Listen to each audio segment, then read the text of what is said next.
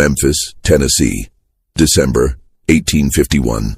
On a rain-soaked auction block near the Mississippi River, something happened that would haunt the city's commercial elite for decades. A single slave, a young man whose physical appearance defied every convention of the trade, sold for a price so astronomical that it triggered a chain of events no one could have predicted. Within 6 months, 3 of the wealthiest families in Memphis would be destroyed. Within a year, the buyer himself would vanish without a trace, leaving behind only cryptic journal entries that suggested he'd uncovered something far more dangerous than simple commerce.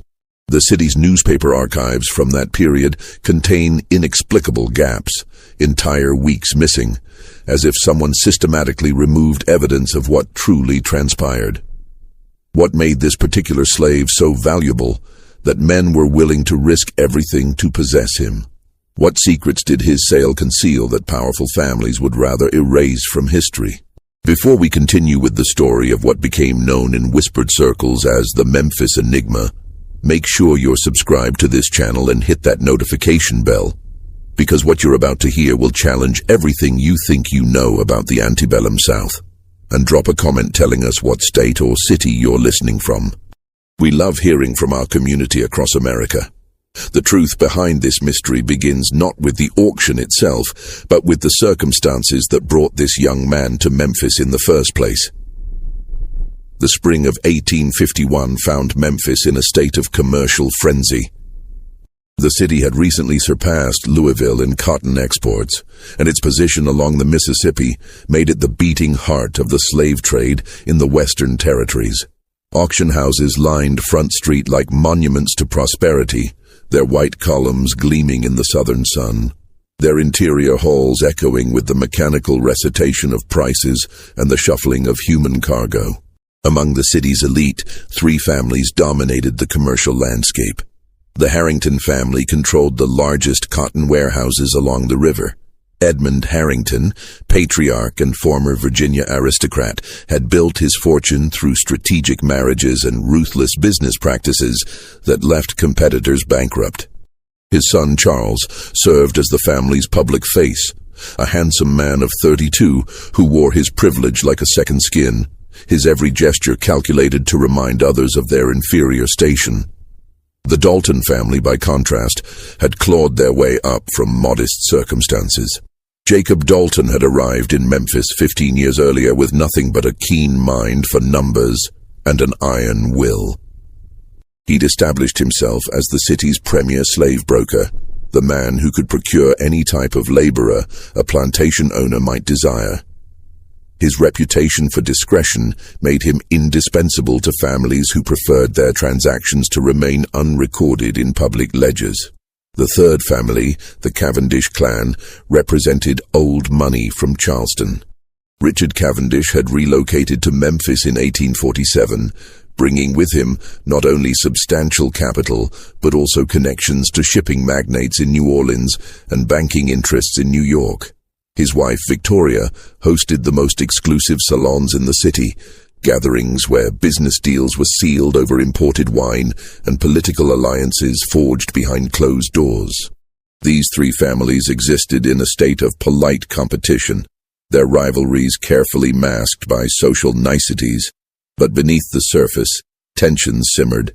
Each family sought advantage over the others, each searched for the investment or acquisition that would cement their dominance. It was into this environment that rumors began circulating in early November 1851. A slave trader named Ambrose Fletcher, known for operating in the Carolinas and Georgia, had arrived in Memphis with an unusual acquisition. Fletcher was not well liked among his peers. He worked alone, avoided the established auction houses, and had a reputation for dealing in what other traders called specialty merchandise. Slaves with particular skills or attributes that commanded premium prices from very specific buyers. Fletcher took rooms at a modest boarding house on Madison Avenue, far from the grand hotels where visiting merchants typically stayed. He made no attempt to advertise his wares, conducted no business at the public auction houses, and spoke to no one about what he'd brought to Memphis. This silence itself became the story. In a trade built on publicity and competitive bidding, Fletcher's discretion suggested something extraordinary. The whispers started in the gentlemen's clubs. A slave of remarkable appearance. Not merely handsome, but possessing a beauty so striking that grown men stumbled over their words attempting to describe it. The rumors took on an almost mythical quality. Talk of features that seemed carved from marble, eyes that held an unsettling intelligence, a bearing that suggested nobility rather than bondage. Charles Harrington first heard about Fletcher's acquisition during a card game at the Memphis club. The man who mentioned it, a tobacco merchant named William Drexler, had apparently glimpsed the slave during a brief encounter on the street. Drexler described walking past Fletcher and his charge near the riverfront, and finding himself so arrested by the slave's appearance that he'd actually stopped walking, causing the man behind him to collide with his back. "I've been in this business 20 years, Drexler had said, his voice barely above a whisper. "I've seen thousands upon thousands. Nothing prepared me for what I saw that afternoon. It wasn't just the face, Harrington. It was something else, something in the way he moved, the way he held himself despite the chains. Like he knew something the rest of us didn't." Charles dismissed the story as exaggeration, the kind of tall tale men told after too much bourbon. But the description nagged at him. His father had recently expressed frustration with their household staff, complaining that none possessed the refinement appropriate to their social station. A slave of exceptional appearance, properly trained, could serve as a status symbol in the Harrington home, a conversation piece at dinner parties, a visible marker of the family's ability to acquire what others could not. Charles made inquiries. He learned that Fletcher was preparing to leave Memphis within the week, having apparently found no buyers interested in his unusual merchandise. The price being quoted, $3,000, was astronomical. A prime field hand rarely exceeded $1,500. An educated house slave might command $2,000. $3,000 suggested either madness or something genuinely exceptional. On a grey afternoon in late November, Charles Harrington arranged a private viewing. Fletcher received him in his boarding house room, a cramped space that smelled of lamp oil and river damp. The trader was a thin man in his 50s with the weathered skin of someone who'd spent decades traveling rough roads. His eyes held a calculating intelligence that Charles found immediately unsettling. "I appreciate discretion, Mr. Harrington," Fletcher said, gesturing to a chair. "Your inquiry came through appropriate channels. That speaks well of you. I'm told you have something unusual," Charles replied, maintaining a businesslike tone despite his growing curiosity. "I'm here to determine if the rumors justify the price." Fletcher smiled, a thin expression that didn't reach his eyes. "The price is non-negotiable. I should make that clear from the outset.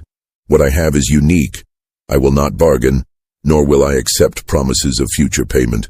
$3,000, gold or bank draft, no exceptions. Then perhaps you should show me what justifies such confidence." Fletcher walked to an adjoining door and knocked 3 times. A moment later, the door opened, and Charles Harrington encountered the slave who would change his life. The young man who entered the room stood perhaps 6 feet tall, with a slender but well-proportioned build. His skin held the color of honey touched by sunlight, suggesting mixed heritage, a common enough circumstance in the slave trade, though the specific combination of features here created something Charles had never witnessed. The face possessed a symmetry that seemed almost mathematical, with high cheekbones, a strong jaw, and eyes of an unusual grey-green that seemed to shift color in the lamplight. But it was more than mere physical beauty. The young man moved with a fluid grace that suggested education, training, something far removed from the brutal world that had shaped most slaves. He wore simple clothes, cotton trousers and a white shirt, both clean but well worn. No chains, Charles noticed, no visible marks of restraint. The young man stood quietly, his hands clasped loosely in front of him, his gaze directed at the floor in the expected posture of submission. Yet something in his bearing suggested the submission was performed rather than genuine, a role being played for an audience. "His name is Marcus," Fletcher said quietly. 23 years old, Born in Virginia, educated in a manner I'm not at liberty to discuss. He reads and writes fluently in English and French. He has training in household management, bookkeeping, and music. He has never worked in the fields, never been subjected to harsh labor. His skin is unmarked, his health excellent. Charles circled the young man slowly, examining him as he would a piece of sculpture. Marcus remained motionless, his eyes still downcast, but Charles felt an almost electric awareness emanating from him, as though every nerve in the slave's body tracked his movement. "Let me see your hands," Charles said. Marcus raised his hands, palms up. The fingers were long and uncalloused, the nails neatly trimmed. Definitely not a field worker. The hands of someone who'd handled delicate objects, perhaps musical instruments or fine papers. "Look at me," Charles commanded. Marcus raised his eyes, and Charles felt a strange jolt of recognition, though he'd never seen this person before in his life. The eyes held intelligence, certainly, but also something else. A wariness, perhaps, or calculation. For just a moment, Charles had the unsettling feeling that he was being evaluated rather than evaluating. "Why hasn't he sold?" Charles asked Fletcher, breaking his gaze away from the slave. "If he's everything you claim, why are you still in Memphis? Someone should have snapped him up immediately." Fletcher's expression darkened slightly. "The men in this city lack vision. They see a pretty face and assume he's been kept as a pleasure slave, that he's damaged goods. They're wrong, but their prejudice has worked in your favor. You'll have the opportunity they were too foolish to take. What's his history? I need to know what I'm buying." "His history is complicated. He was raised in a household that valued education, employed for years as a personal secretary. The family fell into financial difficulty and was forced to liquidate assets. I acquired him legitimately, with proper documentation. Everything is legal and transferable." Something in Fletcher's tone suggested there was more to the story, details being deliberately omitted. Charles considered pressing the matter, but his mind was already racing ahead. The Dalton family had recently acquired a pair of twin house slaves, sisters who served as an exotic curiosity at their dinner parties. The Cavendish family employed a slave who could play piano and serve as entertainment during their famous salons. But this was something entirely different. A male slave of such striking appearance and obvious refinement would make Charles the envy of Memphis society. "I'll need documentation," Charles said. "Proof of ownership, transfer papers, everything legally required." "Of course. Everything is prepared. The question is whether you're prepared to meet my price." Charles studied Marcus one more time. The young man had returned his gaze to the floor, his posture unchanged. Yet Charles sensed a tension in him, as though he were a coiled spring waiting for release. What thoughts moved behind those unusual eyes? What did he think of this transaction? Of being examined like livestock? The question surprised Charles. He'd bought and sold dozens of slaves over the years and never once considered their interior lives. $3,000, Charles said finally. "I'll have the bank draft prepared. We'll complete the transaction tomorrow at my attorney's office." Fletcher nodded, satisfaction evident in his expression. "Tomorrow then, 2 o'clock. Bring the draft and I'll bring the papers. Mr. Harrington, you've made an excellent decision. Marcus will serve you well." As Charles left the boarding house, he felt a strange mixture of excitement and unease. He'd just committed to the largest single purchase he'd ever made without his father's consultation. Edmund Harrington would be furious at first, but once he saw Marcus, once he understood the social advantage this acquisition represented, his anger would transform into approval. Charles was certain of it. What Charles could not know, as he walked back through the darkening streets of Memphis, was that he'd just set in motion a sequence of events that would destroy not only his own family but 2 others as well. The slave he'd agreed to purchase carried with him a mystery that would prove far more dangerous than beauty. The transfer of ownership took place exactly as arranged.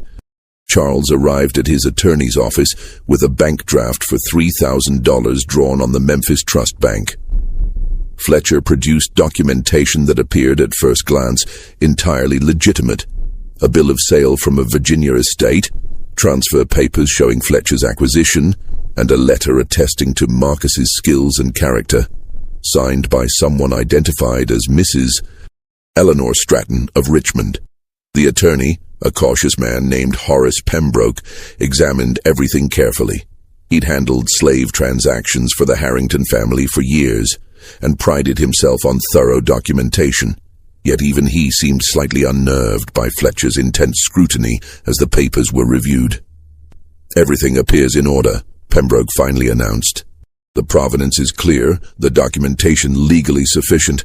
Mr. Harrington, once you sign here, Marcus becomes your legal property." Charles signed without hesitation. Fletcher signed opposite. Money and papers changed hands. Marcus, who had stood silently throughout the entire proceeding, showed no visible reaction to his change in ownership. His face remained carefully neutral, his eyes fixed on some middle distance, his breathing slow and steady. "One piece of advice," Fletcher said as he prepared to leave, his hand on the door handle. "Marcus requires careful handling. He's not like other slaves. Treat him poorly and you'll find him difficult. Treat him with a measure of respect. Not as an equal, you understand, but with acknowledgement of his capabilities, and he'll exceed your expectations." "I know how to manage my property," Charles replied somewhat stiffly. "Of course, I'm sure you do." Fletcher tipped his hat and departed, leaving Memphis that same afternoon on a riverboat bound for New Orleans. He would never return to the city, and attempts to contact him in subsequent months would prove fruitless. Ambrose Fletcher, it seemed, had simply vanished from the slave trade entirely. Charles brought Marcus to the Harrington estate that evening. The family's home stood on Union Avenue, a grand Greek Revival mansion with 6 white columns supporting a broad front portico. The house had been designed to intimidate, to announce the family's wealth and status before visitors even crossed the threshold. Edmund Harrington had spared no expense on the furnishings. Imported carpets, crystal chandeliers from France, furniture crafted by master carpenters in Philadelphia. Edmund's reaction to Marcus proved even more dramatic than Charles had anticipated. The elder Harrington, prepared to rage at his son's impulsive expenditure, found himself speechless when Marcus was presented to him in the main parlor. Edmund circled the young man just as Charles had done the day before, his expression shifting from anger to fascination to something approaching unease. "Extraordinary," Edmund murmured. "Charles, you may have actually demonstrated business sense for once in your life. I've never seen anything quite like this." Charles felt a surge of pride. "I thought he could serve as your personal secretary, handle correspondence, manage your calendar, serve at dinner parties. Imagine the impression he'll make on our guests." "Indeed." Edmund turned to Marcus. "Can you read complex documents, legal papers, financial statements?" "Yes, sir," Marcus replied, his voice cultured and unexpectedly resonant. "I've handled such materials extensively in previous service." "We'll put that to the test tomorrow. Charles, have him quartered in the East Wing, the room adjacent to my study. I want him readily available." The decision to place Marcus in such proximity to the family's private quarters raised eyebrows among the household staff.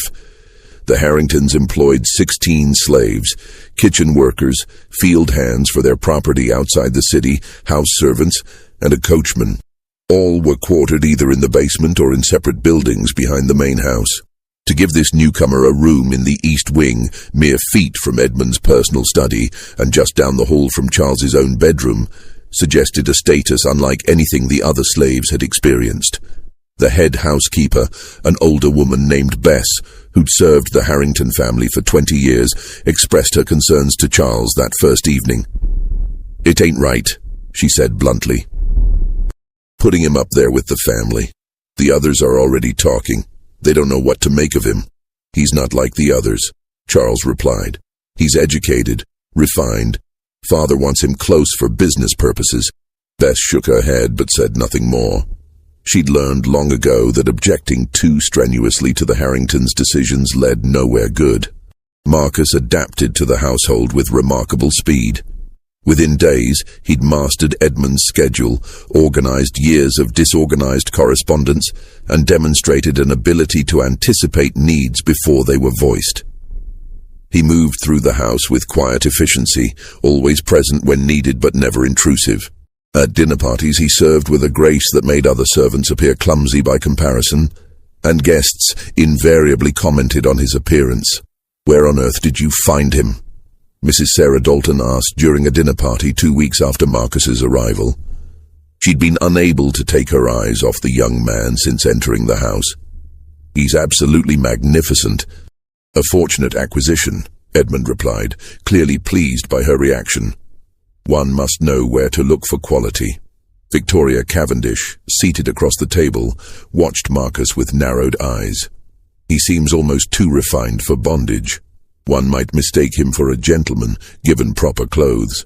"Appearances can be cultivated," Edmund said smoothly. "Training and education produce remarkable results when applied to suitable material." But privately, Edmund shared some of Victoria's unease. Marcus's refinement seemed innate rather than trained. His movements, his speech patterns, even the way he held a book when reading, all suggested someone raised with privilege rather than someone taught to mimic it. Where had Fletcher truly acquired him? Who was Mrs. Eleanor Stratton of Richmond, and why would such a person have owned a slave like Marcus? Edmund began making discreet inquiries. He wrote to contacts in Richmond, asking about the Stratton family and any recent slave sales from Virginia estates. The responses, when they came weeks later, only deepened the mystery. No one knew of a Mrs. Eleanor Stratton. The signature on Marcus's documentation appeared to be genuine, the handwriting consistent throughout multiple documents, but the person herself seemed not to exist in Richmond's social registry. Meanwhile, Charles found himself increasingly fascinated by Marcus in ways that troubled him. It wasn't merely the young man's appearance, though that remained startling no matter how many times Charles saw him. It was the sense of intelligence behind those grey-green eyes, the feeling that Marcus observed and understood far more than he revealed. Charles began creating excuses to interact with him, asking questions about his past that Marcus answered with careful vagueness. "Where did you learn French?" Charles asked one afternoon, having discovered Marcus reading a French novel in his room. "My previous employer valued languages," Marcus replied, his tone neutral. "I was taught as a child." "That's unusual. Most slaveholders don't bother educating their property so extensively." "My situation was unusual." "In what way?" Marcus hesitated, a flicker of something, pain, anger, crossing his face before his expression returned to its usual careful neutrality. "Perhaps it's better left in the past, Mr. Harrington." But Charles couldn't leave it in the past. He found himself thinking about Marcus at odd hours, wondering about the life that had shaped such a person. Had he known freedom? Had he been torn from some better circumstance? The questions felt dangerous, implying a humanity in Marcus that Charles had been raised to deny in slaves. The other household slaves maintained a cautious distance from Marcus. They recognized his elevated status, but also sensed something unsettling about him. Bess confided to the cook that Marcus made her nervous. "He watches everything," she said. "Sees everything. Never says much, but you can tell he's thinking. I swear sometimes I catch him looking at Mr. Edmund or Mr. Charles with something in his eyes. I don't know. Something that ain't fear, that's for certain." The cook, a woman named Judith, nodded agreement. "That man's got secrets. Mark my words. Secrets we probably don't want to know." They were more correct than they realized. On a cold evening in early January 1852, approximately 6 weeks after Marcus's arrival, Jacob Dalton paid an unexpected visit to the Harrington estate. He arrived without prior notice, his carriage pulling up to the front portico just as the family finished dinner. Edmund received him in his study, curious about what would prompt such an unusual call. Dalton was a stout man with a red face and intense eyes that suggested either brilliance or madness, depending on context. He entered the study in an agitated state, declining Edmund's offer of brandy and getting straight to the point. "I want to buy your new slave." Dalton announced without preamble. The young man, Marcus. Name your price. Edmund blinked in surprise. He's not for sale, Jacob. I just acquired him.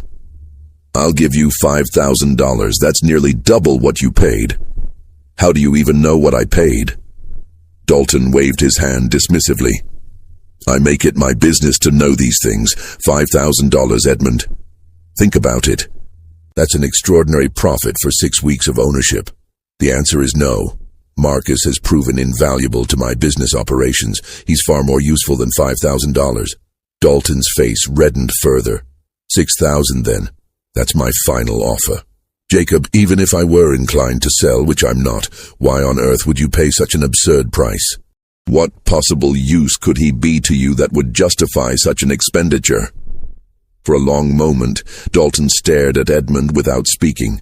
Then, in a quieter voice, he said, You don't understand what you have in your house, do you? You think he's just an unusually handsome slave with some education.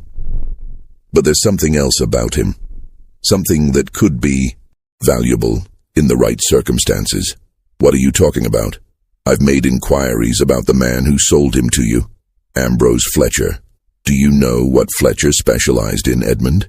He didn't trade in regular field hands or even educated house slaves. He dealt in slaves with very specific attributes, sold to very specific buyers. Private collectors, shall we say. People willing to pay extraordinary sums for extraordinary merchandise. Edmund felt a chill run down his spine. What are you implying? I'm not implying anything. I'm stating facts. Fletcher disappeared from Memphis immediately after your purchase. No forwarding address, no trace of where he went. That's suspicious, don't you think? And the documentation he provided? Have you verified it? Actually traced it back to its supposed source? The papers were examined by my attorney. Papers can be forged. Signatures can be copied. I'm willing to bet that if you investigate thoroughly, you'll find inconsistencies, questions without answers. Edmund's unease deepened. Even if that were true, it doesn't explain your interest in buying Marcus. What do you know that I don't? Dalton leaned forward, his voice dropping to near whisper. 3 days ago, Richard Cavendish approached me with a proposition. He wanted to know if I could arrange to steal Marcus from your household. He offered me $2,000 just to facilitate the theft, with the promise of another $3,000 once the slave was safely in his possession. I turned him down, of course. I'm a businessman, not a thief, but it tells you something, doesn't it, about what Cavendish thinks that young man is worth. Edmund sat back in his chair, his mind racing. Why would Richard want him so badly? That's what I've been trying to determine. I've asked questions, made inquiries through my network, and I've learned some very interesting things, Edmund. Things that suggest Marcus might not even be who Fletcher claimed he was. Explain. There are rumors, just whispers, mind you, nothing confirmed, that a certain family in Virginia lost a son about 2 years ago. The son disappeared under mysterious circumstances. The family claimed he'd run away, but there were irregularities in their story. This young man was educated, cultured, known for his striking appearance. The family is not discussing what happened, which is itself interesting. They've refused all inquiries, even from journalists. But here's what makes it truly intriguing. The family's name was Thornton. Eleanor Thornton was the mother, not Stratton, Thornton. The similarity in names struck Edmund immediately. A simple change of a few letters. Exactly. Now I can't prove Marcus is the missing Thornton son. I can't even prove such a son existed. The family has been remarkably effective at suppressing information. But if he were, Edmund, if Marcus is actually a free-born man who was illegally enslaved, do you understand what that would mean? Edmund understood perfectly. It would mean that Marcus's enslavement was not only illegal but criminal. It would mean that Fletcher had trafficked in kidnapped free people, and it would mean that Edmund had unknowingly participated in that crime by purchasing him. The legal ramifications would be catastrophic, the social consequences even worse. The Harrington name would be destroyed. This is speculation, Edmund said firmly, though his voice wavered slightly. You have no proof. I have enough to make both Richard Cavendish and myself willing to pay extraordinary sums to acquire Marcus. Enough to make me travel here on a cold January evening to make you an offer. Think about it, Edmund. $6,000. Take the money. Let me handle whatever complications might arise from Marcus's past, and you wash your hands of the entire matter. Edmund studied Dalton carefully. The man was a skilled negotiator, expert at reading people and exploiting their weaknesses. Was this elaborate story simply a tactic to acquire Marcus at a profit? Or was there genuine substance to these claims about the Thornton family? I need time to consider this, Edmund said finally. Give me 3 days to investigate your claims. If I find evidence supporting what you've suggested, we'll discuss terms. Dalton stood, clearly unhappy with this response, but recognizing he'd pushed as far as he could. 3 days, Edmund. But I warn you, Cavendish won't wait forever. If he can't buy Marcus legally, he might resort to other methods. After Dalton departed, Edmund sat alone in his study for a long time, staring at the fire burning in the hearth. His mind churned with possibilities, each more troubling than the last. Finally, he rang for Marcus. The young man appeared within minutes, his expression composed and attentive. "You called for me, sir?" Edmund studied him with new eyes, searching for any hint of deception or hidden identity. Marcus bore the scrutiny calmly, neither defiant nor submissive, simply waiting. "Tell me the truth," Edmund said quietly. "Who are you really? Not the history Fletcher provided. The truth." Something flickered across Marcus's face, surprise perhaps, or relief. Then it was gone, replaced by the careful neutrality Edmund had come to expect. "What truth would you like to hear, Mr. Harrington?" Marcus asked softly. "The truth of what I was, or the truth of what I've become?" "Both." Marcus was silent for a long moment. When he spoke, his voice carried a weight it hadn't held before, as though he were finally allowing something genuine to emerge. "I was born free, in Virginia, as Fletcher's papers claim. I received an education appropriate to my station. I had prospects, a future. Then circumstances changed in ways I couldn't control, and I found myself in a situation no amount of education or refinement could rescue me from. Fletcher purchased me from people who had no legal right to sell me. He knew this. He didn't care. He saw an opportunity to profit from someone else's tragedy, and he took it. The Thornton family," Edmund said. Marcus's eyes widened slightly. "You've been making inquiries. Jacob Dalton was just here. He told me things. Are you Eleanor Thornton's son?" "I was." The simple past tense of that statement carried enormous weight. Edmund felt his world tilting. He'd spent $3,000 on a freeborn man, had enslaved someone illegally, had committed a crime that could destroy his entire family. "Why didn't you say anything?" Edmund demanded, anger rising. "Why didn't you protest when Fletcher sold you to me? Why didn't you speak up at the attorney's office?" Marcus's expression hardened. "And say what, exactly? Who would have believed me? A man in chains claiming to be freeborn? Fletcher had documents, signatures, seemingly legitimate papers. I had nothing but my word. Would your attorney have sided with me over Fletcher's documentation? Would you have?" Edmund had no answer. Marcus was right. No one would have believed him. The word of a claimed slave against documented proof of ownership. The law would have sided with the documentation every time. "If you're freeborn," Edmund said slowly, "then you have rights. I should arrange your release. Return you to your family. My family is the reason I'm in this situation." Marcus said bitterly. "Do you think I was kidnapped off the street like some common victim?" "My own mother sold me, Mr. Harrington. She manufactured the documentation, created the false history, and sold me to Fletcher to pay off family debts. The Thornton name was more valuable to her than her own son. So forgive me if I don't share your optimism about the possibility of returning home." The revelation stunned Edmund. He'd heard of such things, desperate families selling their mixed-race children, hoping to pass them off as slaves to discharge debts, but always as distant rumors, never as immediate reality.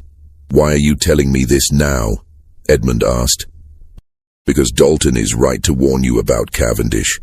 Richard Cavendish knows who I am. He knows what I represent. And he wants me not as a slave, but as leverage against my family. The Thorntons may have disowned me, but they still fear exposure. Cavendish has been trying to blackmail them for months. If he acquires me, he'll use me to extract far more than $6,000 from my mother.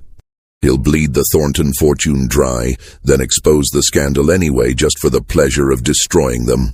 Edmund's mind reeled. "How do you know this?" "Because I'm not deaf, Mr. Harrington. I hear conversations in this house. I observe who visits and why. I've pieced together information from fragments of overheard discussions. Cavendish has been planning this for some time. Dalton's offer tonight wasn't generosity. It was an attempt to outmaneuver Cavendish before Cavendish makes his move." "Then what should I do?" Marcus smiled, but there was no humor in it. "That depends on what kind of man you are. You could sell me to Dalton and profit handsomely. You could sell me to Cavendish and profit even more, though at greater moral cost. Or you could do something neither man expects. Which is? You could help me disappear." The suggestion hung in the air between them. Edmund stared at Marcus, seeing not a slave, but a young man trapped by circumstances beyond his control, yet still fighting to survive with whatever tools remained to him. "If I help you," Edmund said slowly, "I'll make enemies of both Dalton and Cavendish. They won't forgive what they'll see as betrayal. No, they won't. But if you sell me to either of them, you'll never know a moment's peace. The truth will come out eventually. It always does. And when it does, you'll be implicated in a scandal that will destroy your family's reputation just as surely as it would destroy mine. At least if I disappear, you can claim ignorance, say I ran away, that you were as deceived by Fletcher as anyone else." Edmund considered the options before him. Each path led to risk. Each choice carried consequences. But Marcus was right about one thing. The truth had a way of emerging, no matter how deeply buried. Better to act now, while he still had some control over the situation, than to wait for disaster to arrive on his doorstep. 3 days, Edmund said finally. "That's what I told Dalton. In 3 days, you'll disappear. I'll provide money and documentation to help you reach the north. In return, you'll never contact me again, never reveal what you know about this family, never speak of your time in this house." "Agreed. And Marcus, or whatever your real name is. Marcus is my real name. Marcus Thornton. Whatever else was taken from me, they couldn't take that. Marcus then. If I discover you've betrayed this confidence, if you try to use what you know against me, I'll spend every resource I have hunting you down. Do we understand each other?" "Perfectly." They shook hands, master and slave, making a deal that upended everything such a relationship was supposed to represent. Edmund felt the firmness of Marcus's grip, the equal strength meeting his own, and realized this was perhaps the first truly honest interaction they'd had since Marcus arrived in his household. Neither man could have predicted how this agreement would lead not to Marcus's disappearance, but to something far more catastrophic. Because there were others watching, others with their own plans, and the next 3 days would prove that in Memphis in 1852, keeping secrets was far more difficult than either of them imagined. The following morning, Charles Harrington noticed an immediate change in his father's demeanor. Edmund was distracted during breakfast, barely touching his food, his eyes constantly drifting toward the doorway as if expecting someone to burst through at any moment. When Charles asked if something was wrong, Edmund simply shook his head and muttered something about business concerns. Marcus served at the table as always, his movements efficient and unremarkable. To Charles's eye, nothing seemed different about the young man, yet there was something, a tension in the air, a feeling that the ordinary surface of their morning routine concealed currents Charles couldn't quite identify. After breakfast, Edmund called Charles into his study and closed the door, an unusual precaution in their own home. "What do you know about Richard Cavendish's financial situation?" Edmund asked without preamble. Charles frowned at the unexpected question. "The Cavendish family? They're wealthy, obviously. Old Charleston money, shipping interests. Why? Has Cavendish approached you recently? Made any unusual offers or inquiries? No, Father, what's this about? Edmund paced to the window, staring out at the front grounds.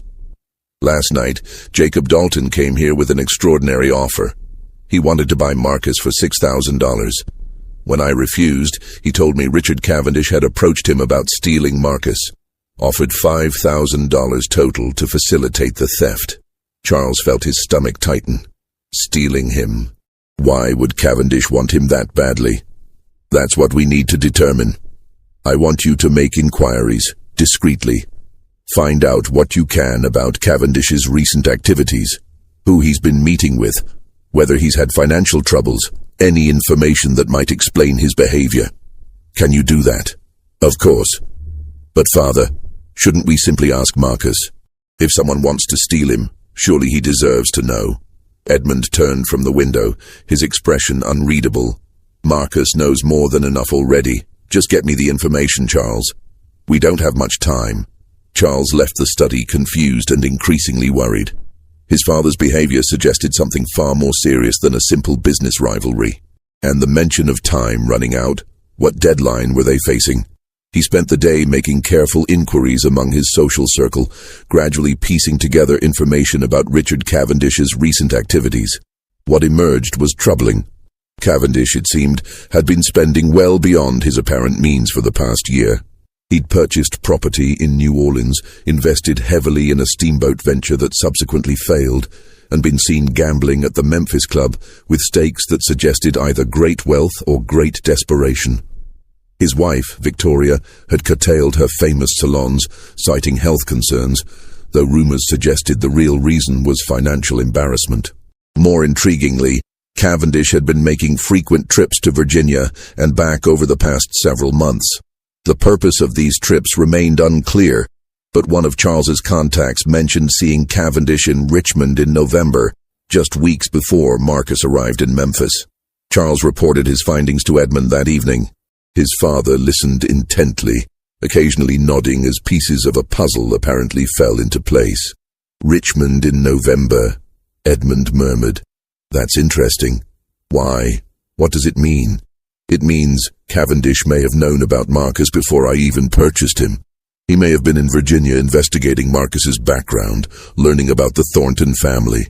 What Thornton family? Father, you're not making sense. Edmund hesitated, clearly weighing how much to reveal. Finally, he said, Marcus isn't who Fletcher claimed he was. His real name is Marcus Thornton. He was born free in Virginia, illegally enslaved by his own family to pay debts, and sold through Fletcher to me. If that information became public, it would create a scandal that could destroy multiple families, including ours. Charles sat down heavily, stunned by this revelation. How long have you known this? Since last night. Marcus told me after Dalton left. And now Cavendish is circling like a vulture, trying to acquire Marcus for reasons that likely have nothing to do with household service, and everything to do with blackmail or extortion. What are we going to do? I've made arrangements with Marcus. In 2 more days he'll disappear. We'll claim he ran away. Neither Dalton nor Cavendish will be able to acquire him, and we'll be free of this entire situation. Charles should have felt relief at this plan. Instead, he felt an unexpected sense of loss. Despite the complications Marcus represented, despite the danger his presence brought, Charles had grown accustomed to having him in the house. More than accustomed, he'd found himself looking forward to their brief interactions, to the moments when Marcus's careful facade slipped and revealed glimpses of the intelligent, complex person beneath. Does Marcus want to disappear? Charles asked quietly. Edmund looked at him sharply. What he wants is irrelevant. This is the only solution that protects everyone involved. It protects us. I'm not sure it protects him. Where will he go? How will he survive as a fugitive slave? If he's caught, he won't be caught. I'm providing him with documentation and funds. He's clever enough to make his way north. Now stop questioning my decisions and focus on helping me ensure the next 2 days pass without incident. But incident was precisely what the next 2 days would bring.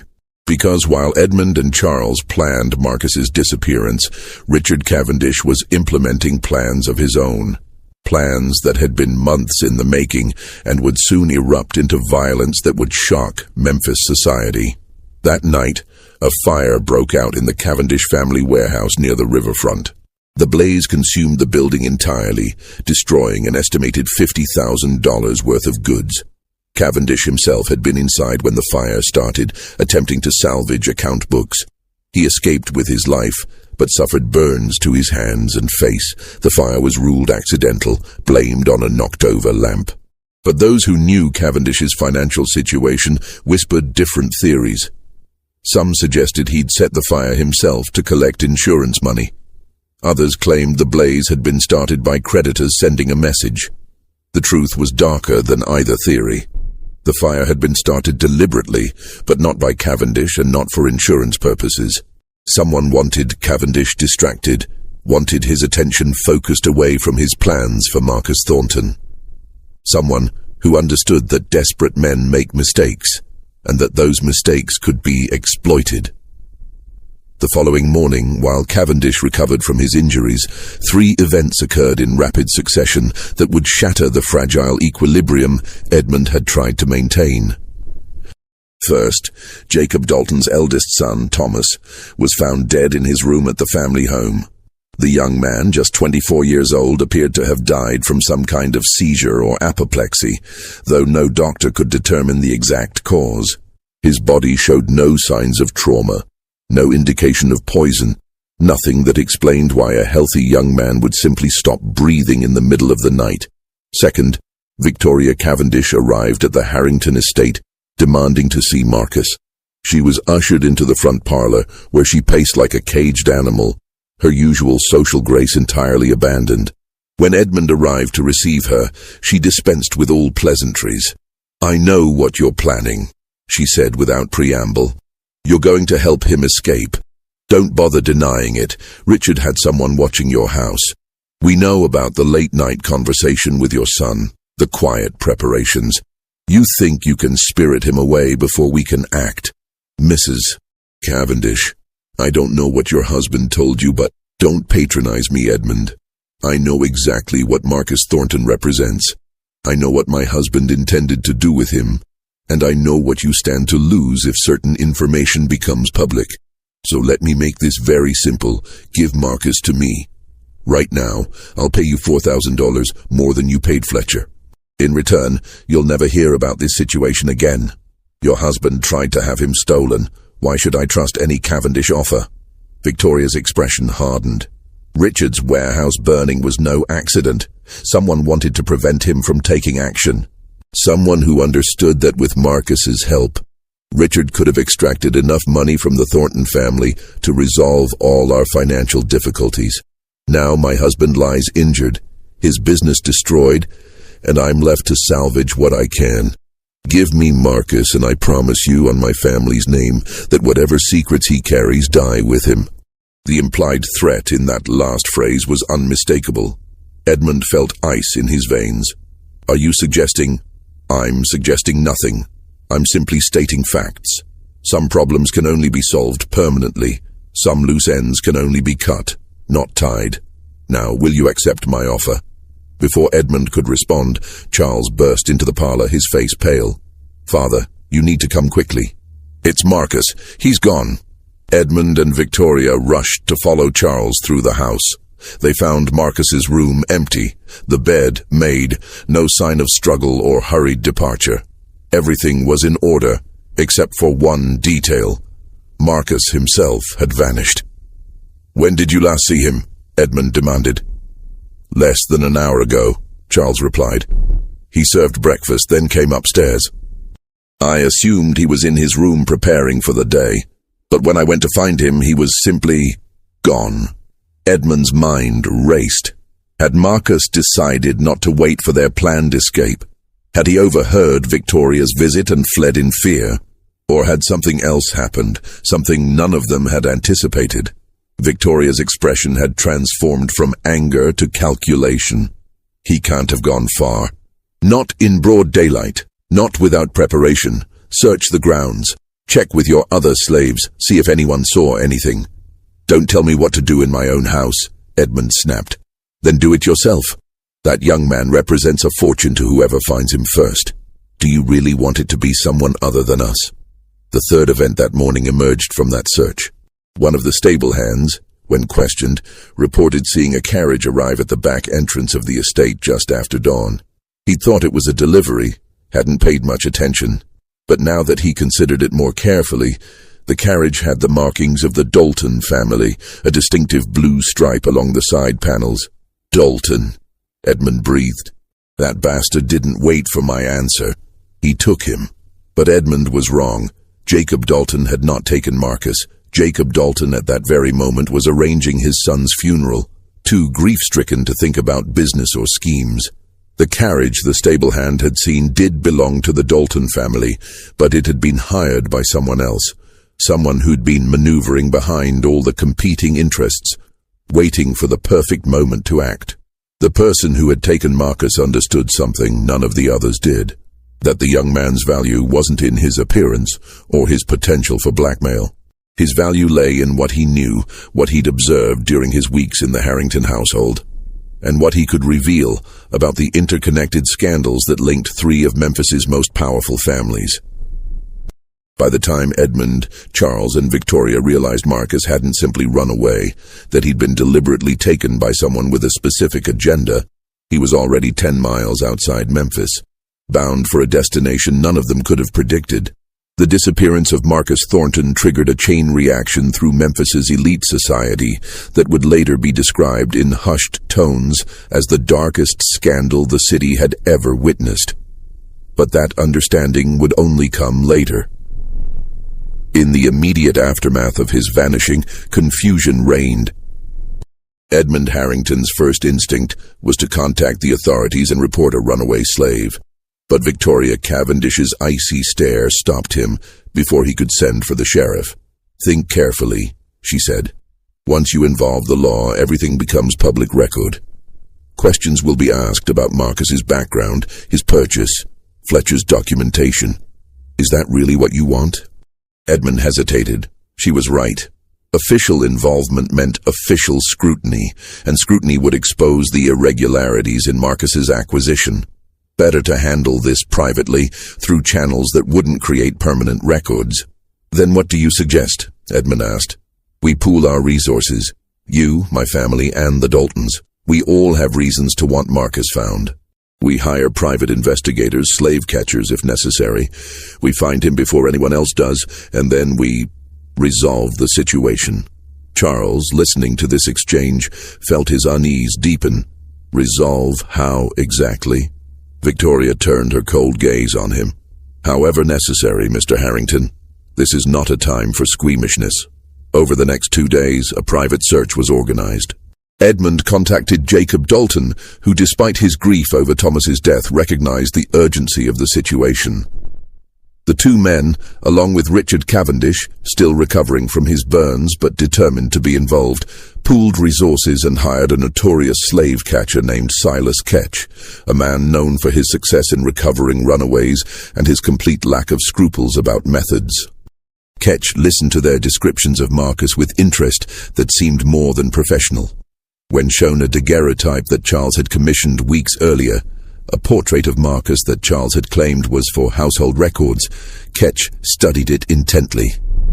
Unusual face, Ketch observed, the kind people remember. That'll make finding him easier, assuming he's still in the area. But gentlemen, I have to ask, is there anything else I should know about this particular slave?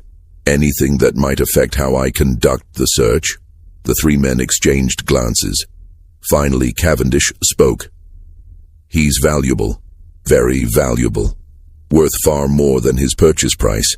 We need him returned unharmed and with discretion regarding his whereabouts during his absence. Ketch's eyes narrowed. Discretion cost extra, and if this boy is as valuable as you say, I'll need guarantees about payment. Say, $2,000 on delivery.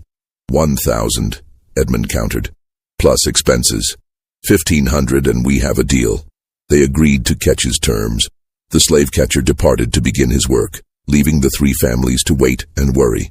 But even as Ketch began his search, other forces were moving in Memphis, forces none of them understood.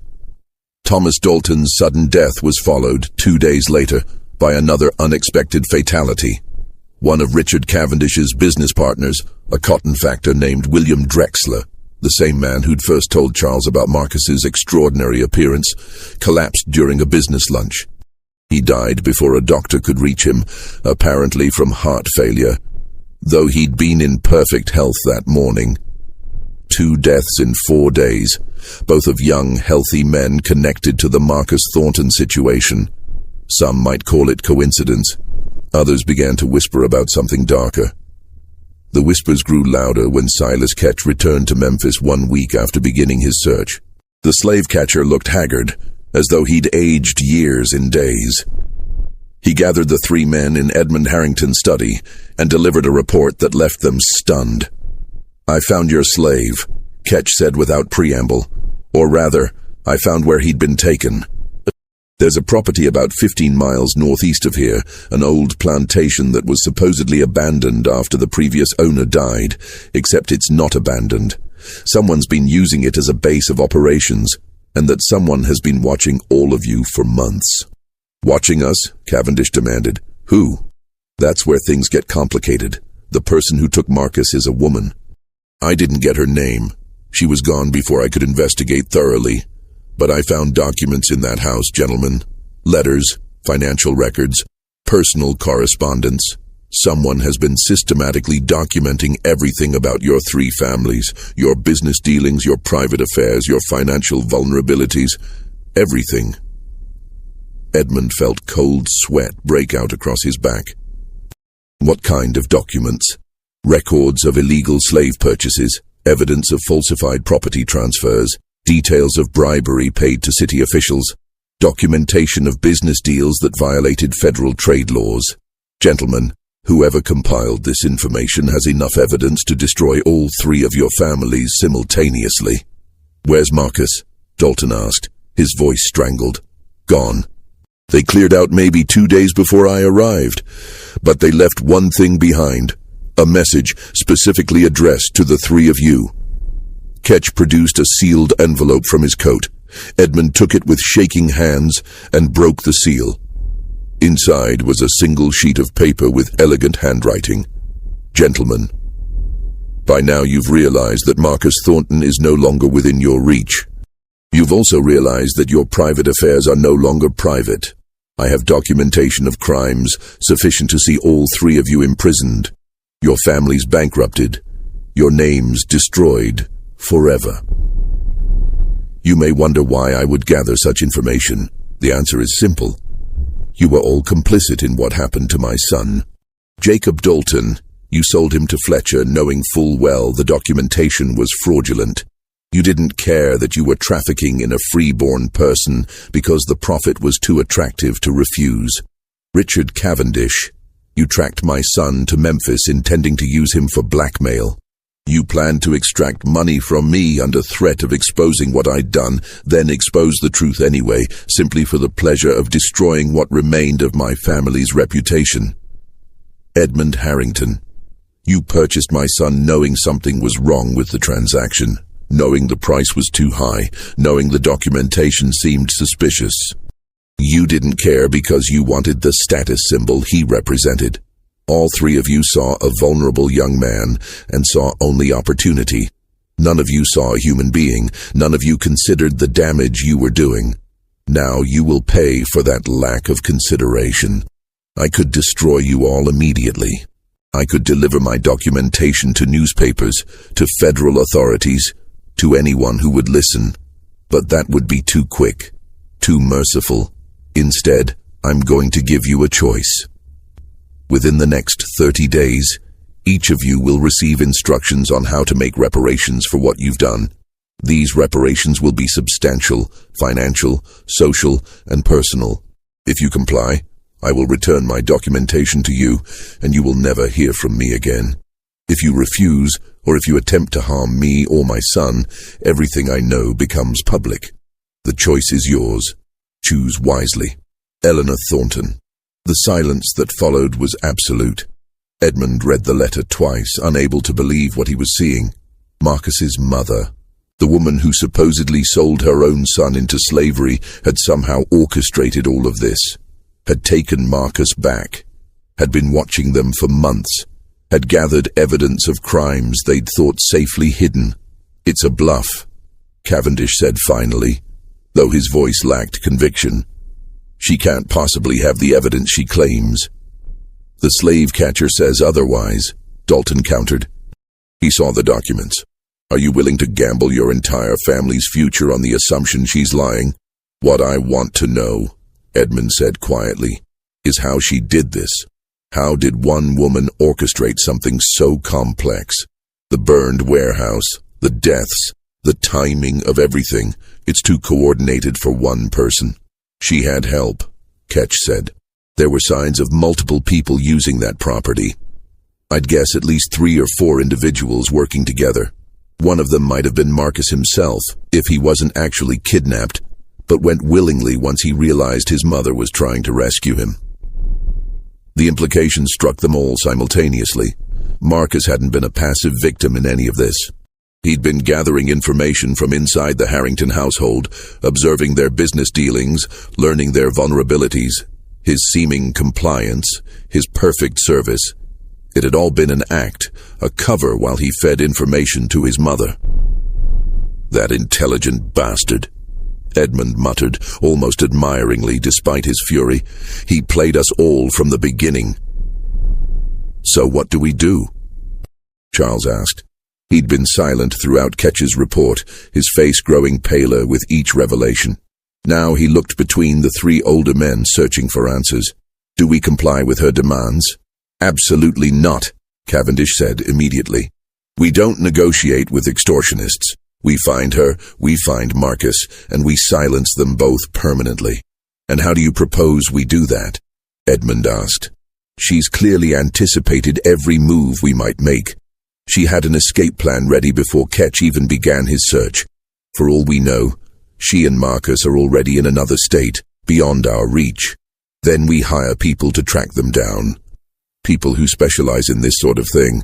Men like that don't come cheap. And the more people we involve, the greater the chance that word of this situation leaks out. Every person we tell becomes a potential witness against us." They argued for over an hour, the 3 men who'd competed as rivals now forced into unwilling alliance by a threat none of them had anticipated. Eventually, exhaustion and fear drove them to a temporary decision. They would wait for Eleanor Thornton's instructions before taking action. They would see what she demanded, evaluate whether compliance was possible, and make their decisions then. But even as they agreed to this plan, each man was already contemplating alternatives. Each was already considering how to protect himself, even if it meant sacrificing the others. The alliance between them was fragile at best, held together only by mutual fear, and the hope that somehow they could emerge from this disaster with their reputations intact. They would all be disappointed. Eleanor Thornton hadn't orchestrated months of careful planning only to accept their compliance with her demands. What she wanted wasn't money or social reparations. What she wanted was something far more devastating, something that would ensure these men could never again use their power to hurt others the way they'd hurt her son. She wanted their complete destruction. Eleanor Thornton's instructions arrived exactly 1 week later, delivered to each household by anonymous courier. The letters were identical in structure but personalized in their demands, each one designed to strike at the specific vulnerabilities of its recipient. Jacob Dalton received his letter first, delivered to his home on a grey morning still heavy with grief over Thomas's death. The instructions were precise. He was to write a detailed confession of his role in trafficking Marcus Thornton, acknowledging that he'd knowingly sold a freeborn man into slavery. This confession was to be notarized and delivered to an address in Nashville within 15 days. Additionally, he was to pay $15,000, the sum Eleanor calculated he'd earned from illegal slave transactions over the previous 5 years, into a fund for supporting formerly enslaved people seeking education and employment. If he complied, the evidence against him would be destroyed. If he refused, Copies of his business ledgers would be sent to federal authorities, along with documentation that would reveal at least a dozen instances of illegal slave trading, any one of which carried a potential prison sentence. Dalton read the letter in his study, his hands trembling. The demands were impossible. A written confession would destroy him, even if the federal charges were avoided. His business, his reputation, his family's standing, all would be ruined. And $15,000 represented a significant portion of his liquid assets. Compliance would cripple him financially and socially, but non-compliance would see him in prison. He sat in his study for hours, the letter in front of him, weighing impossible choices. His wife found him there at noon, still motionless, staring at nothing. Richard Cavendish's demands were different but equally devastating. He was to sell his remaining business assets at fair market value and use the proceeds to establish a school for children of former slaves in Memphis. He was to write letters to 3 families he'd wronged through business dealings, apologizing and offering financial restitution. And he was to publicly withdraw from all social organizations that excluded people based on race or previous condition of servitude. The social suicide these actions represented would be absolute. Cavendish would become a pariah among his former peers, his reputation destroyed, his family's social standing obliterated. His wife, Victoria, upon reading the demands, flew into a rage that ended with her smashing a crystal vase against the fireplace. "We will not comply," she declared. "I don't care what evidence she claims to have. We will not be dictated to by a woman who sold her own son." "She didn't sell him," Richard said quietly. "That's what we didn't understand. She never sold Marcus. Someone else in her family did. Likely her husband or another relative trying to hide a scandal. She's been trying to get him back ever since. Then her complaint is with whoever actually sold him, not with us. We participated. We profited. In her eyes, that makes us equally guilty."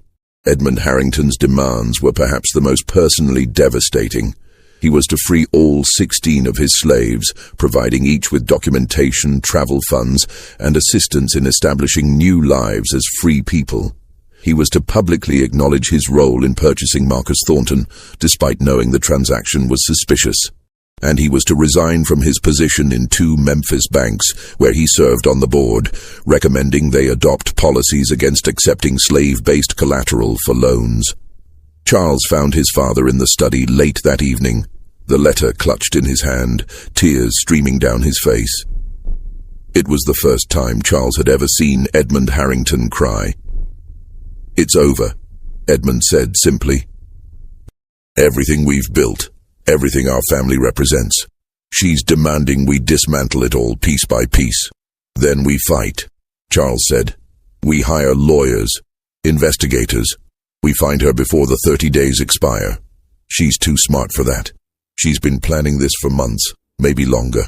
Every move we might make she's already anticipated."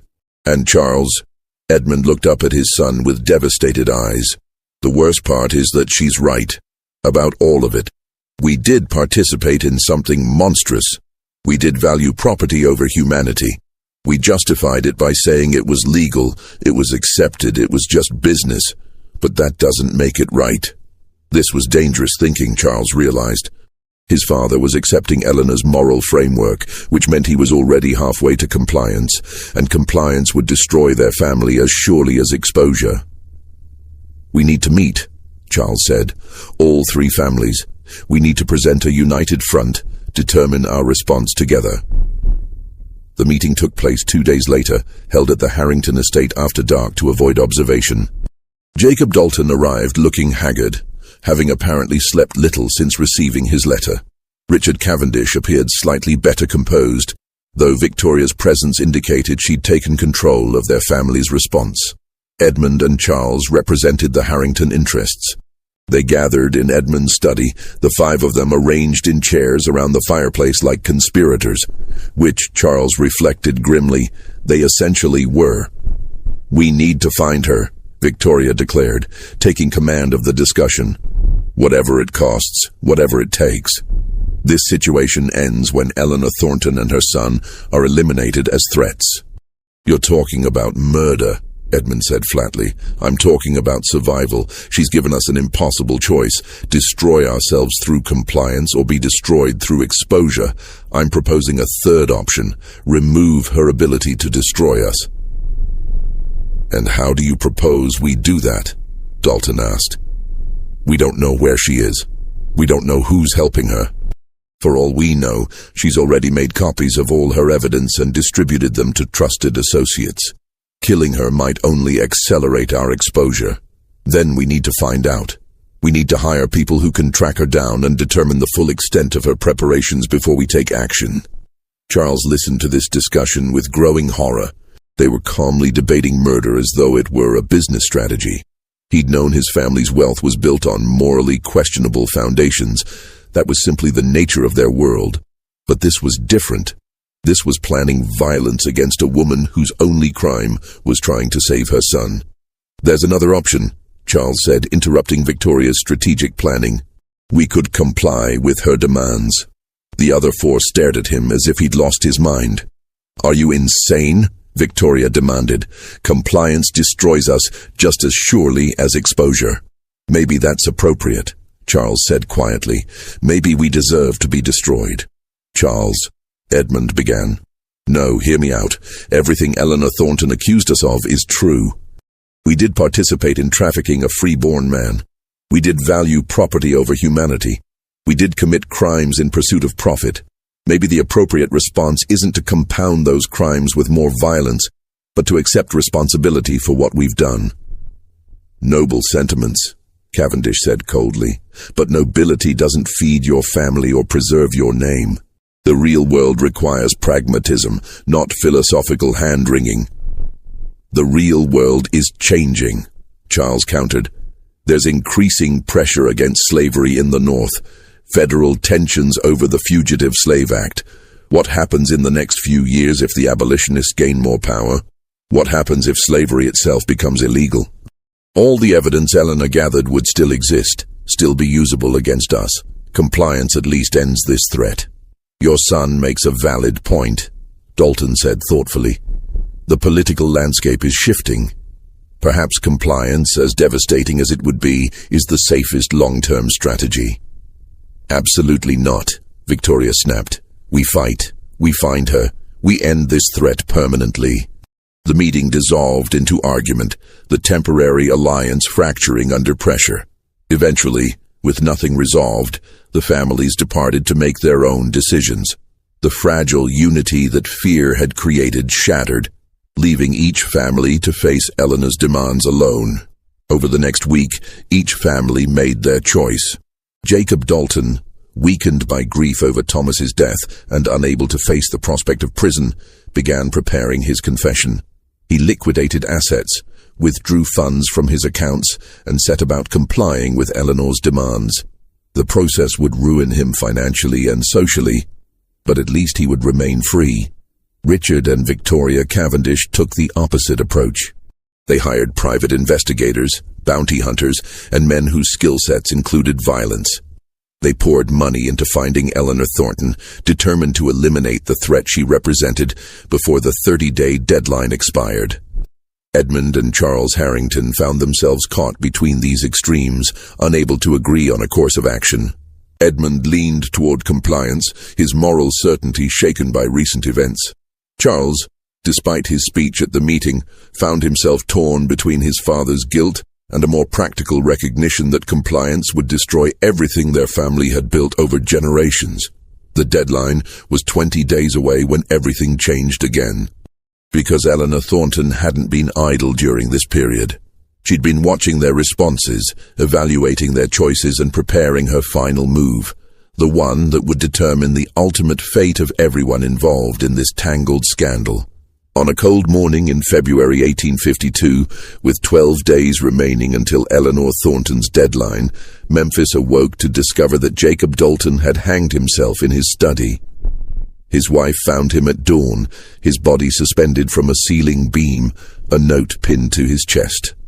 The note was brief. "I cannot live with what I've done. God forgive me for the lives I've destroyed in pursuit of profit." The suicide shocked Memphis society. Dalton had been a controversial figure, but a respected businessman. His death by his own hand suggested disgrace of a magnitude that set tongues wagging throughout the city. What had he done that drove him to such despair? What secrets had he been hiding? The whispers intensified when, 2 days later, Richard Cavendish's body was discovered in a hotel room in Nashville. Official reports listed the cause of death as heart failure, but those who saw the body noted strange bruising around his neck and evidence that he'd been in a violent struggle before death. The Nashville authorities ruled it natural causes. Cavendish's known health problems from his warehouse burns provided convenient explanation, but rumors persisted. 2 men dead within days of each other, both connected to the Marcus Thornton situation. The pattern was impossible to ignore. Edmund Harrington found himself alone in defending against Eleanor's demands. Dalton was dead. Cavendish was dead. The alliance that was supposed to protect them had dissolved into nothing, and Edmund stood exposed, the only target remaining for whatever Eleanor planned next. He made his decision. Using intermediaries and coded messages, Edmund attempted to contact Eleanor Thornton. He sent word through channels he hoped she was monitoring that he wished to negotiate, to discuss terms that might satisfy her demands without completely destroying his family. To his surprise, he received a response within days. A meeting was arranged at a neutral location, a small church outside Memphis deserted during weekdays. Edmund arrived with Charles, both men armed but hoping violence wouldn't be necessary. Eleanor Thornton was waiting for them in the empty sanctuary. She was a woman in her late 40s, elegantly dressed, with a bearing that suggested refined education and considerable strength of character. Marcus stood beside her, and seeing him again, Edmund felt a strange mixture of anger, respect, and regret. "Mr. Harrington," Eleanor said without preamble, "thank you for coming. I assume recent events have made you reconsider your position regarding my demands." "Recent events," Edmund replied carefully, "have eliminated 2 of the 3 men you were targeting. Forgive me for being direct, but were you responsible for their deaths?" Eleanor's expression didn't change. Jacob Dalton killed himself rather than face what he'd done. His guilt destroyed him more effectively than any revenge I might have planned. As for Richard Cavendish, I'll simply say that men who hire violent criminals sometimes discover those criminals have their own agendas. I don't mourn his death. And now you have only me left. Yes, which brings us to this meeting. You wanted to negotiate, so negotiate. Edmund took a deep breath. Your demands would destroy my family. I'm willing to accept responsibility for my role in what happened to Marcus. I'm willing to make financial reparations. But I'm asking you to show mercy to my wife, my son, the people who depend on our household for employment. Let me bear the consequences without destroying innocent lives around me. Innocent lives? Eleanor's voice turned sharp. Tell me, Mr. Harrington, were you thinking about innocent lives when you purchased my son? When you kept him in your household knowing something was wrong with the transaction? You speak of mercy now that you need it, but where was your mercy then? I had none, Edmund admitted. I was wrong. I participated in something monstrous because it was legal and profitable, and I didn't want to look too closely at the ethics of it. I'm not asking you to forgive me. I'm asking you to let the consequences fall on me alone. Eleanor studied him for a long moment. Finally, she said, Your son argued for compliance at your meeting with the other families. He suggested accepting responsibility was appropriate. That was unexpected. Charles felt both of their gazes turned to him. It seemed like the right thing to say, he offered. But did you believe it? Or were you simply playing to your father's guilt, trying to manipulate his decision? The question struck Charles like a physical blow because it was precisely accurate. He'd been playing both sides, arguing for compliance to his father, while privately hoping for a solution that wouldn't require such devastating sacrifice. I don't know what I believe anymore, Charles admitted. I've been raised to think of slaves as property, business as morality neutral, profit as its own justification. But watching Marcus these past months, listening to him speak, seeing his intelligence and humanity, it's made me question everything I was taught. I don't know if compliance is right or if it's simply performative guilt.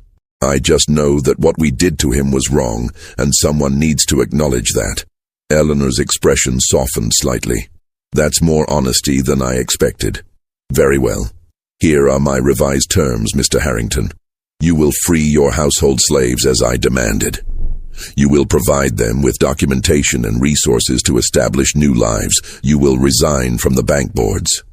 But I won't require public acknowledgement of your role in purchasing Marcus. That was a concession to your plea for mercy. And in return, my documentation of your crimes remains sealed. You and your family can rebuild your reputation, though it will take years and considerable effort. You'll be diminished, but not destroyed.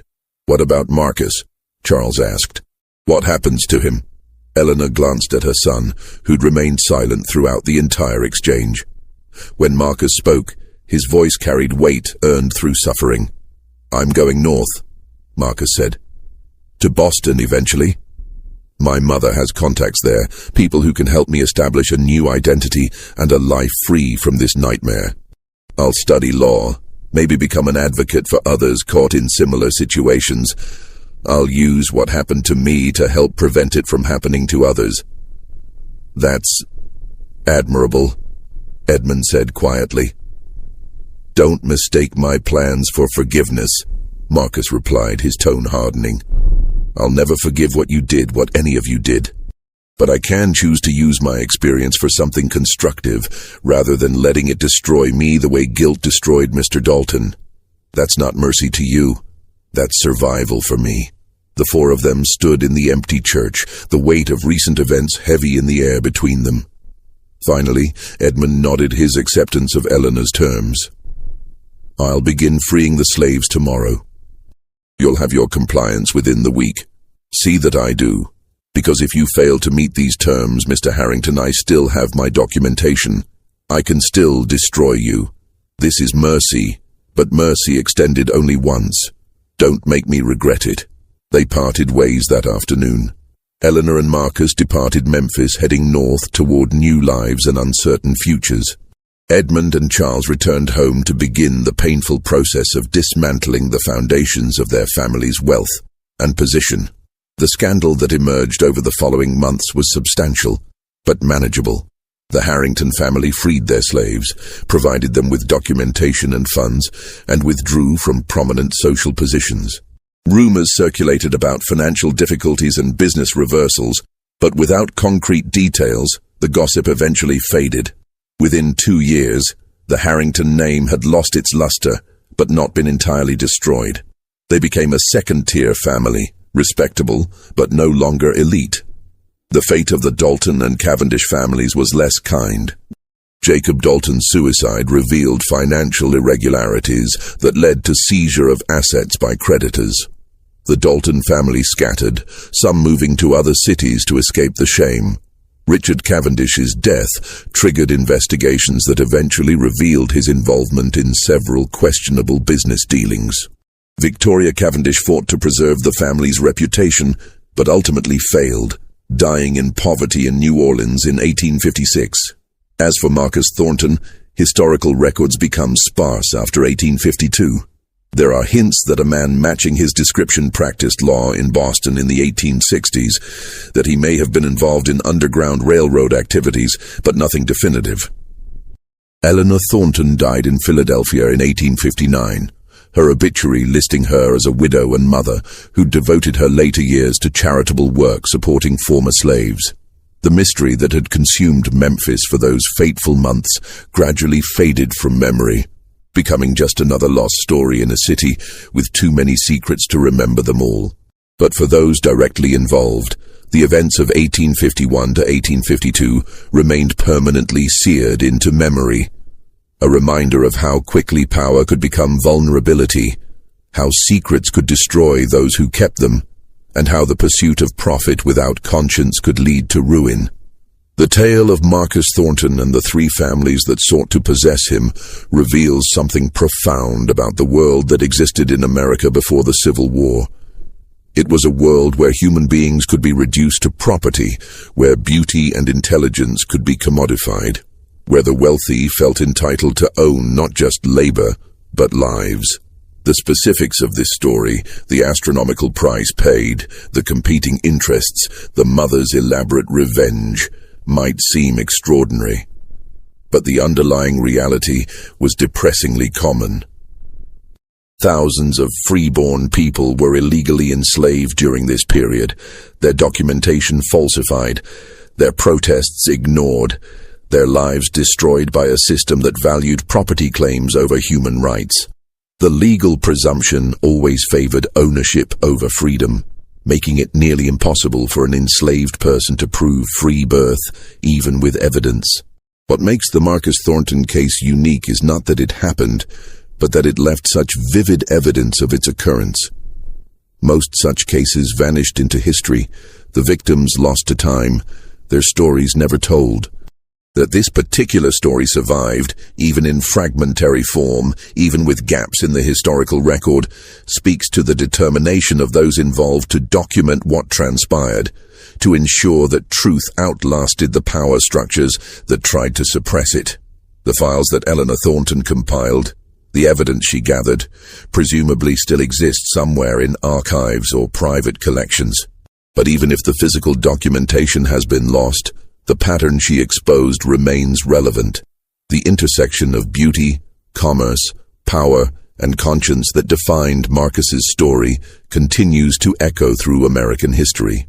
We may no longer trade in slaves, but we still struggle with questions about who has value, who deserves dignity, and what we're willing to sacrifice in pursuit of profit or status. In that sense, the impossible mystery of the most beautiful male slave ever traded in Memphis isn't really about one young man in 1851. It's about all of us, the choices we make, and the legacies we leave behind. What do you think of this story? The lengths some people went to protect their secrets, the courage it took for others to expose them? Leave your comment below, and if you found this historical mystery compelling, make sure you're subscribed to our channel. Hit that notification bell so you never miss our deep dives into the forgotten scandals and suppressed truths of American history. Share this video with someone who loves historical mysteries. These stories deserve to be remembered, and you can help make sure they're not forgotten again. Until next time, keep questioning what you thought you knew about the past.